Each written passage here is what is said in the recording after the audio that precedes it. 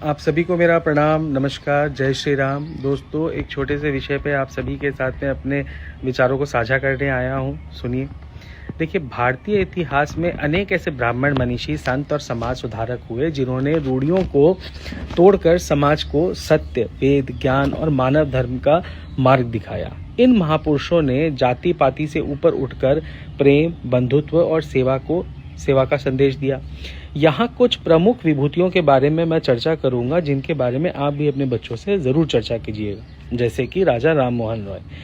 हमें पता है कि इन्हें भारतीय पुनर्जागरण का पिता कहा जाता है। इन्होंने सती प्रथा, बाल विवाह और जातिगत भेदभाव के खिलाफ आवाज उठाई। स्वामी दयानंद सरस्वती, आर्य समाज के संस्थापक, उन्होंने अंधविश्वास और जातिवाद को खंडन किया और मानव धर्म यानी कर्म और ज्ञान आधारित समाज पर ही जोर दिया। ईश्वर चंद्र विद्यासागर, एक महान शिक्षक और सुधारक, जिन्होंने विधवा पुनर्विवाह कानून को पास कराने में अहम भूमिका निभाई और महिला शिक्षा के लिए जीवन समर्पित कर दिया।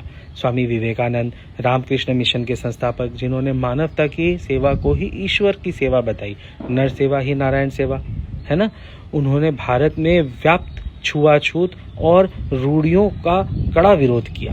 भक्ति काल के संत स्वामी रामानंद, इन्होंने भक्ति आंदोलन में जाति पाति के भेदभाव को खत्म करने के लिए ज्ञान दिया। संत ज्ञानेश्वर, 13वीं सदी के महान संत, उन्होंने भी मराठी भाषा में ज्ञान और भक्ति का प्रसार किया और समानता का संदेश दिया। वल्लभाचार्य, वैष्णव संत, इन्होंने भी मानवीय संवेदनाओं, ईश्वर के प्रति समर्पण का मार्ग दिखाया।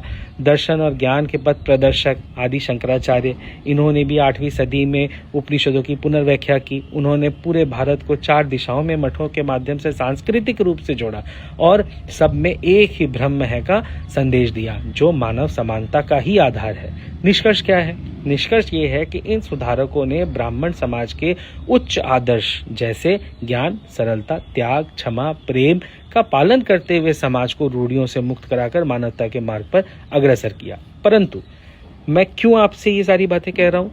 इसलिए क्योंकि आज जमाना नैरेटिव का है और हमारे बच्चे और समाज को बताया जा रहा है कि चाणक्य ही सर्वश्रेष्ठ ब्राह्मण है। आप खतरनाक म्यूजिक वाले सोशल मीडिया पोस्ट देखेंगे जिसमें कहते हैं अगर ब्राह्मण से उलझोगे या उसका तिरस्कार किया तो वो तुम्हें किसी भी प्रकार से शेष करने की विद्या में निपुण है। परंतु आपकी जानकारी हेतु बता दूं, चाणक्य कुटाल गोत्र के विप्र ब्राह्मण थे, जिसके कारण उन्हें कौटिल्य भी कहा गया। वे 3 वेदों और राजनीति के प्रखंड विद्वान थे, कोई शक ना है। परंतु उनका जीवन का शेष लक्ष्य उन ब्राह्मणों से बिल्कुल परे रहा जिनका जिक्र हमें सर्वप्रथम आपके साथ किया। कैसे? उन्होंने अपने अपमान का बदला लेना था राजा धनानंद से, जो नंद वंश से थे और अपनी विलासिता एवं सत्ता के मद में चूर थे और राज्य की जनता भी उनसे त्रस्त थी। चाणक्य ने प्रतिशोध के भावना से चंद्रगुप्त को प्रशिक्षित किया और उनकी मदद से धनानंद को हराकर 321 ईसा पूर्व में मौर्य साम्राज्य की स्थापना की। कई लोगों के हिसाब से चाणक्य को सिकंदर से आगे देश की सुरक्षा की चिंता थी और उन्हें लगता था कि धनानंद एक योग्य राजा नहीं है सिकंदर से लड़ने के। लेकिन दोस्तों, मजे की बात यह है कि जिस चंद्रगुप्त मौर्य को राजा बनाया गया और मौर्य डायनेस्टी की स्थापना की गई, उसके काफी पहले सिकंदर भारत छोड़कर जा चुका था। और रही बात दुराचारी शासकों को खत्म कर धर्म की स्थापना करने की, तो वो हमारे दादा भगवान परशुराम ने कर दिया।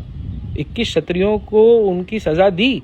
इनके बाद जिन्होंने हथियार उठाया, उनमें से किसी में भी एक सर्वश्रेष्ठ ब्राह्मण के गुण, जो मानव सेवा और अहिंसा के लिए समर्पित हो सके, वैसी बातें नहीं थी। चाहे आप द्रोणाचार्य को ले, अश्वत्थामा को ले, चिरंजीवी कृपाचार्य को ले लें, वे सब राजधर्म के आगे कौरवों का साथ दिया।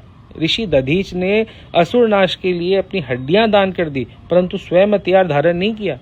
तो आप तय कीजिए कि एक ब्राह्मण कुल में जन्म लेना सेवा और मानव धर्म प्रचार का मार्ग है या राजनीतिक कूटनीतियों में उलझने का।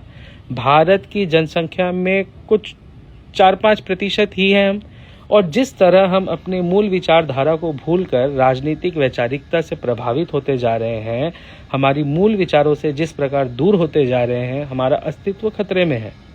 और एक बात गांठ बांध ली, जिसने शस्त्र उठाया है उसका विनाश निश्चित है, चाहे किसी भी धर्म युद्ध का हिस्सा क्यों ना बने।